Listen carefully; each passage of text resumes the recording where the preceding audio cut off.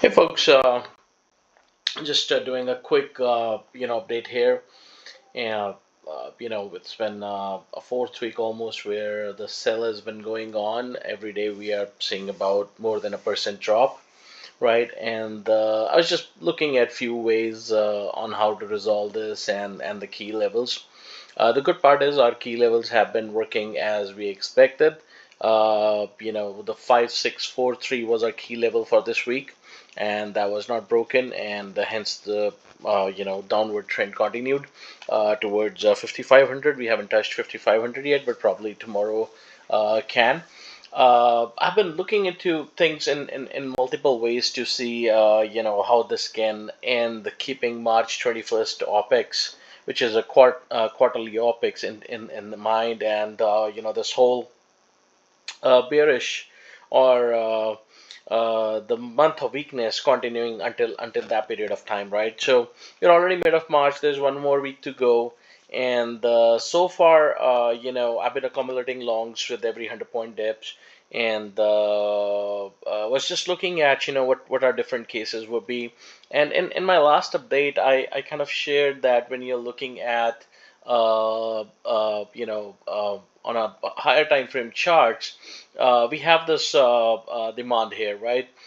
Using the US 500 chart, somewhere from this particular 5500 level, going into almost into 5400 level, or a little bit of 5400 level, right? So this particular area from where this last rally kind of started, right, or this wave three started before this top. Now we are almost into it. Can this be an end of it? And that's what I posted before, that if we are doing this as in WXY wave, which was starting from here, this was a W with A, B, and C, X up, then A, B, and C, right? So if this ends tomorrow, which means we need to kind of start bouncing, and this bounce needs to start going above 5640, right? From here, start closing it, should be impulsive, and probably do 5663 and all. So if we have that, right, we'll get another higher high.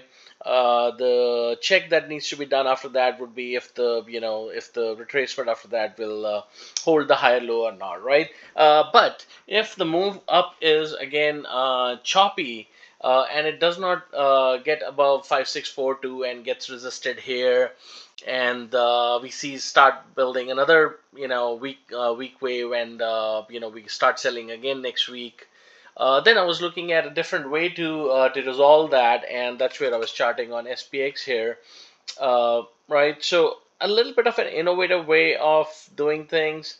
uh, Not innovative, I would say, a little bit of different way of looking at things. You would notice that I have this wave one, which is 1, 2, 3, 4, 5, pretty clean.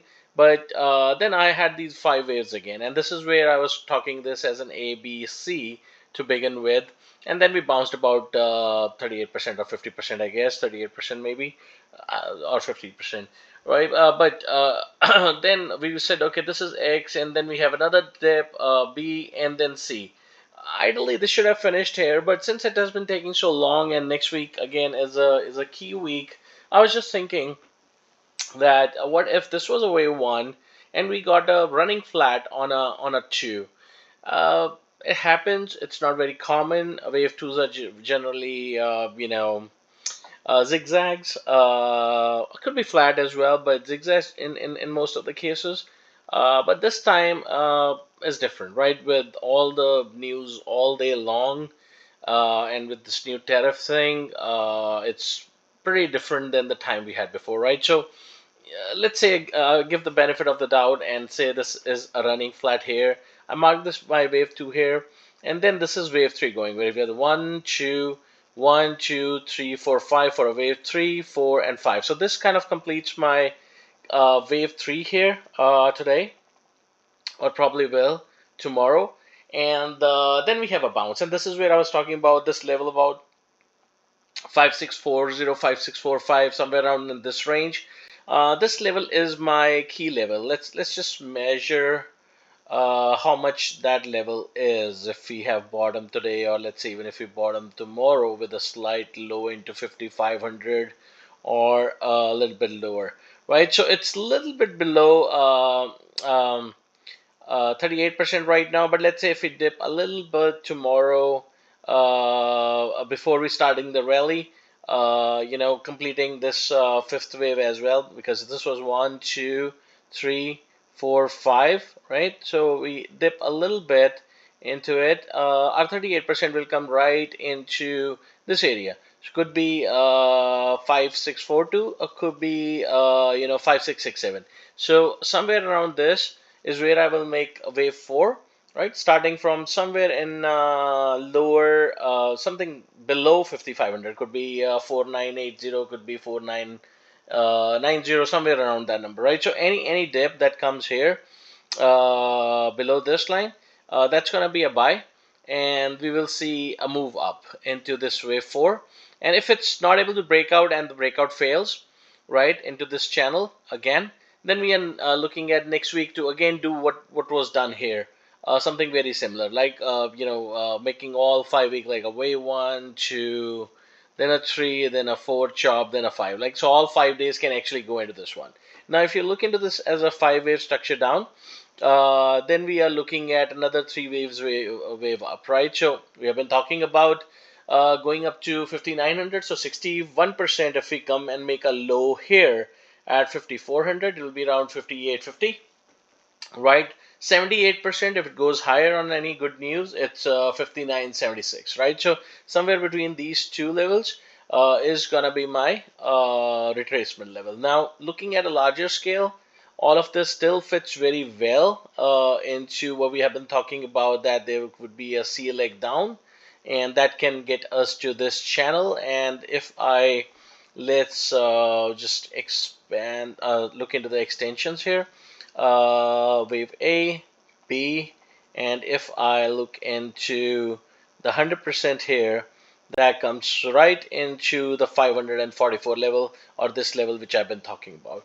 right? So this makes sense. The only caution would be that since if it's being counted as 5 waves, if this happens and we go for a big up, there would be a debate about whether this was a 1 and a 2 and the next would be 3. Again, I mean, once you go here, you're going to clean up all your longs, and you go short, and the covering point would be somewhere around here in this range, and you wait and see whether that reverses back, captures 5400 or not. If it captures 5400, then it's not wave 3, and it has started basically building up the next wave into something like this, right?